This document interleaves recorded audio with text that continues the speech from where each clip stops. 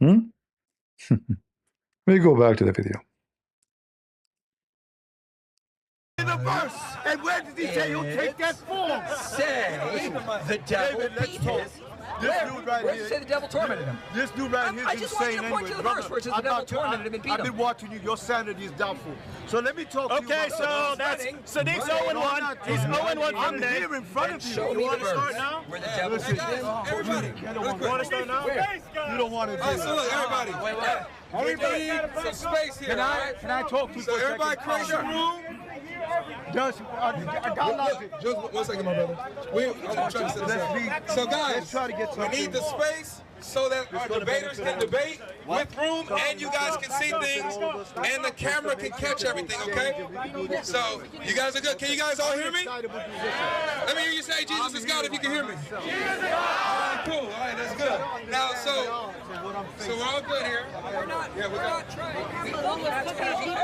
Well. Radar Apologetics in the building, y'all.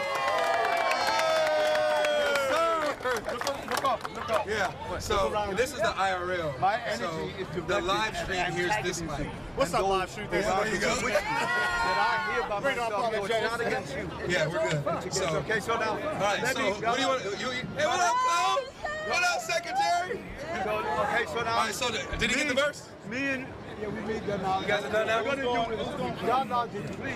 Listen, what we're gonna do now. We have top People, what we're gonna do now is talk about what is most important. Yeah, the Islamic dilemma. Yep. We're going to talk about whether Muhammad is a true prophet, and Sadiq is going to prove it for us because he's been doing this for years. So if anyone can show us that Muhammad is a true prophet and not a child molesting, murdering, rapist of a false prophet, he can do it. I'm listening. How you see? Listen, I want you to look around you. I'm the only Muslim here. That's right. Hey, give it up for him, y'all. He's the only Muslim. Very brave. Now Very listen, brave. I'm this rice and bean eating Muslim that keeps it real. That's right. You heard? Ya bichuela y pollo guisado plato ni ya lo que tú sabes. Lo que tú sepas. Okay, so I'm here in defense and doing the best I can in odds that won't allow me in reality to express myself. So therefore, let's do this. The crux of the matter is this, and one only. Christianity is based. Oh, hey, he said Christianity is based. That's right. Hey, make sure you clip that. Thank you. Can't say nothing else. Thank you. Live converted, live new top Dawa leader gets converts to Christianity. You see, this is what I mean. What is this intended to do? This is intended to divert with the points that I want to bring up and what I want to talk about, because that is why Christianity focuses completely and totally on polemics against Islam, to keep the pressure off the Bible, to keep pressure off Christianity, because Christianity cannot be defended. Notice that. Look at the stupid logic he just mentioned. That if a religion cannot prove itself, it focuses in attacking other religion. But that's what Islam does. Nowhere in the Bible it mentions Islam. It is the Muslim, the first thing they do in the morning when they wake up, they start cursing the Christian and the Jews 5 times a day. Al-Fatiha, chapter 1 in the Quran, verse number 5 and 6, etc. They say not like the lost Christians and not like the cursed Jews every day. Massive number in the Quran of verses is speaking about attacking the Jews and the Christians. But he just said the false belief is the one who focus on attacking others. Without attacking others, you are not exist. But this is what this is them. This is not us. No Christian in their churches mention anything about Islam. But there's no mosque in the world will end the day without attacking the Christians and the Jews. The whole prayer of Muslims is based on that. That is why Christianity focuses completely and totally on polemics against Islam, to keep the pressure off the Bible, to keep pressure off Christianity, because Christianity cannot be defended. Notice this though, I want to respond to that, because he said that Christianity focuses on polemics, meaning arguments against Islam. But last time I checked, does the Bible mention Islam at all, y'all? Do you know the Quran talks about us more than it talks about Muhammad? That's crazy, isn't it? Okay. So it looks like Islam is actually a polemic against us, man. We ain't even thinking about y'all. Yeah, you talked about us first. Your God and your prophet talked about us way before we ever heard of your God and your prophet. So don't whine when we respond. Your book calls us the worst of creatures. Do we get to respond? Your book says that our religion is false. Do we get to respond? They want this world where they get to blast us, call for violence against us, even kill us, and we just have to sit here like good dhimmis and take it all. Too bad, Sadiq. We are not, have never been, and never will be your dhimmis. Boom, boom. First of all, if you want to talk about dhimmis, the action of dhimmis actually occurred in the Bible and begins in the Bible, and what you call tributaries in the Bible. Where in fact in the book of Deuteronomy, it talks about tributaries. Not one defense of Islam, ever. In the book of Deuteronomy, where you ought to fight people that are far off, not a threat from you, not a threat, and subject them. If they do not subject and allow themselves to be tributaries, siphoning everything that they have toward you, then they ought to be put to. You see how liar he is? Just to show you the hypocrisy of the donkeys Muhammadan. First of all, those are a threat and they were attacking the Jews. Secondly, the story you are talking about is in the Quran. It's Allah who commanded the Jews. I don't know what they will say to him next, but Allah, He commanded the Jews to kill whoever took their homes. So those people are people who took the homes of the Jews. Read it. And when the Jews refused to kill those who took their homes,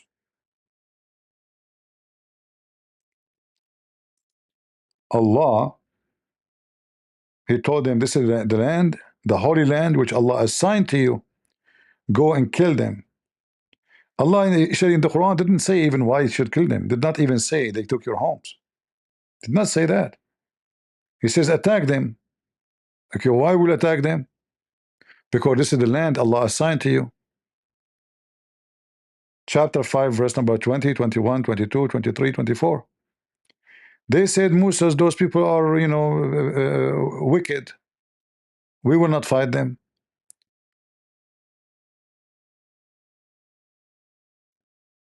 We will not enter it until they leave. Willingly. 2 men only. And here, by the way, those names are not exist in the Quran. They are trying to copy from the Bible. Names. 2 men only.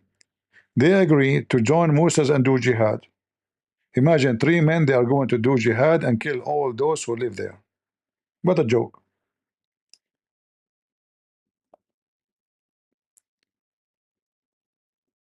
No way they can do it.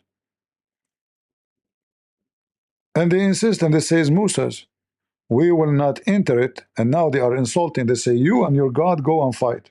You and your God. And then Moses went to Allah and told him what I can do. It's only me what I can do. I cannot go to war by myself. So Allah got upset because they refused to kill the so-called, between 2 brackets, Palestinian. This is the Muslim Quran. Allah command the Jews to kill the Palestinian. By the way, there's no Palestinian at that time there. There's no Palestinian. But this is what the Muslim adding. So because they refused to go and kill them, Allah, He forbid the Jews from entering the Holy Land for 40 years.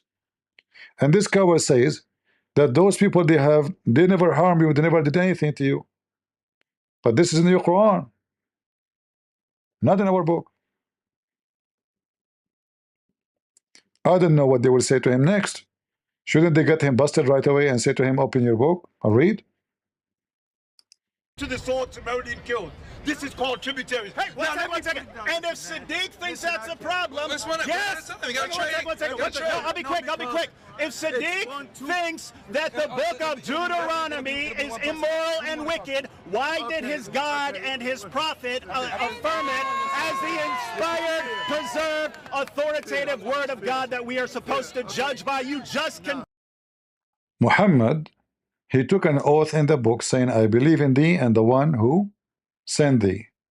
However, it's more important to mention that the Quran mentioned the command to kill those who live there. What he will say there? He will say it's wicked. He will right away he will change his statement and he will say, oh, those people are bad people. At that time they aren't Muslims, so we can kill them. Condemned your own fake prophet, Sadiq. So Sadiq, I condemn my fake prophet. Yeah, you did. Did it with your mouth when you won't allow me to speak and defend it. Now that's a whole complete. I'm just pointing out, I'm assuming you want to be a good Muslim. If you want to be a good Muslim, you shouldn't be attacking your God and your prophet. Okay, listen to me. I'll do that for you. Can I do that? Listen, you got squashed by Daniel Hakikatu. Oh, no, it's just Hakikatu? Daniel Hakikatu? Can I finish? Can I Daniel finish your point? Hakikatu? you got the mic.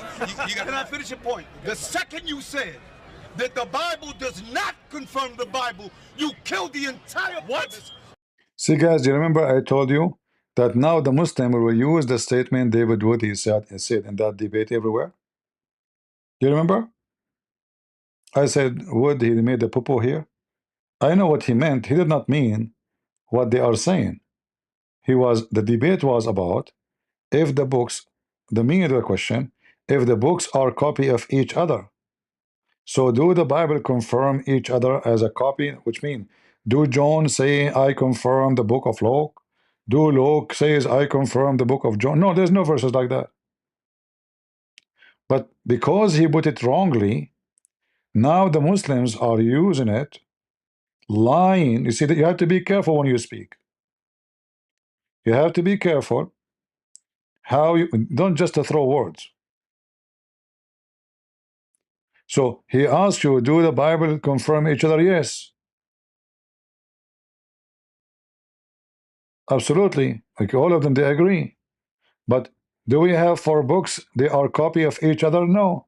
Do we have books says, I confirm that book and that book? No. They do not need to do so. But we have the disciples agree with each other. Like when Peter, he acknowledged that the words, which is the letters written by Paul, is a part of the scriptures. He do not need to mention every letter. It's enough to say that the letters of Paul's are scriptures. And do they need each one of them to mention Peter and mention I confirm Peter? And why you want to do that? It's one church.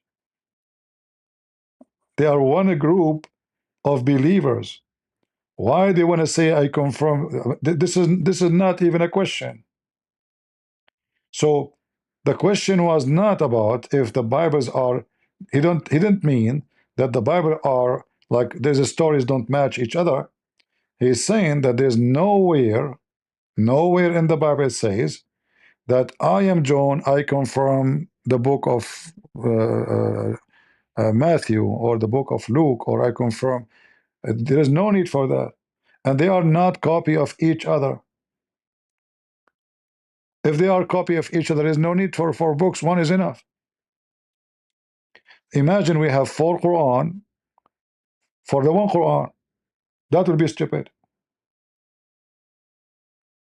However, the Muslims, they have tons of Quran for what is supposed to be one Quran. In fact, Muhammad himself, he said there's 7 Quran. Allah gave him 7 Quran.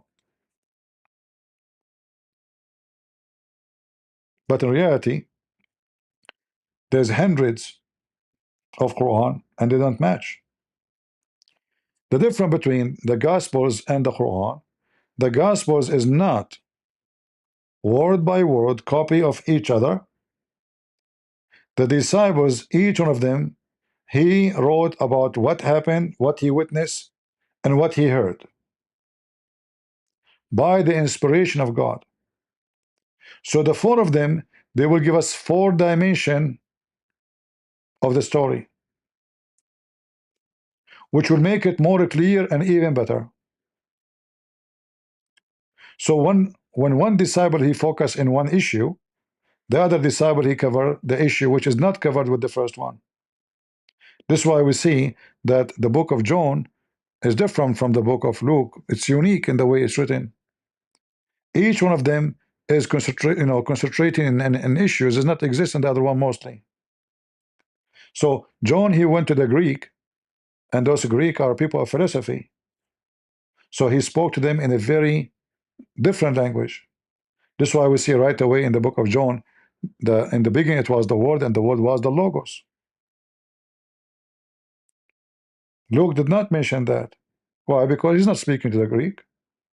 So John, he needed to explain who is Jesus. Those are pagans. Those are not people who have, they are not waiting for the Messiah. So the one is writing for the Jews. He do not need to tell the Jews who is the Messiah. They are already waiting for him for centuries. But when I go to speak to the Greek, they have no idea who is this person, the Messiah. So the way I present the Messiah is different from the way I speak about the Messiah to someone he's a Jew. As simple as that. And when he said, when David Wood, he said that, obviously he don't mean that there's a contradiction. He's saying they don't confirm each other in the meaning. Nobody there mentioned, I confirm this guy and I confirm that guy. There's no need for that. And the books are not written in the same time.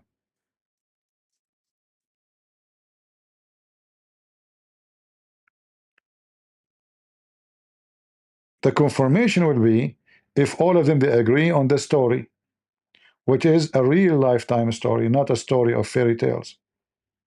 That is how confirmation happens. So now, if I write if we go to court and we have 4 witnesses, and we ask each one of them to write down what he saw, each one of us will write different. However, we will agree in the story. So I can start describing first that I saw this woman walking by speaking to this guy. The other guy, he can say, I heard this woman, but I did not see her when she came. The other guy, all of them, they are witnesses for the same story. But each one of them, he witnessed the story from his point of view or point of witnessing. If all the stories are copy-paste, that will be fishy.